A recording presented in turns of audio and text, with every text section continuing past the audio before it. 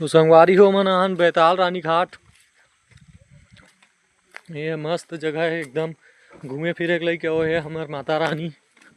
ये दे आप मन देख सकत हो एकदम मस्त जगह है। ये दे पूरा पहाड़ी है। कम से कम ना जहाँ जहाँ हमार रतन मतलब छुई खदान से कम 1000 फीट के ऊपर तो हो ही है। बहुत ज़्यादा ऊपर है, बहुत ज़्यादा ऊपर है। एकदम ज़बरदस्त जगह है। एकदम जंगल जंगल है, घाटी है और नदियाँ नाला भी है एकदम। और रोड ये रोड है ना मध्य प्रदेश जाते हो। तो संगवारी हो आप मन घूमे पर आ सकते हो। यहाँ बहुत ज़्यादा एकदम एक नंबर शांति का माहौल है। एकदम मस्त लगा थे यू ये देख सकत हो।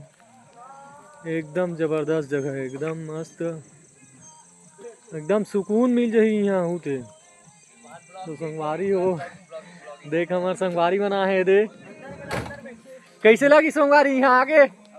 बहुत एक नंबर जबरदस्त घाटी के मजा एक नंबर है।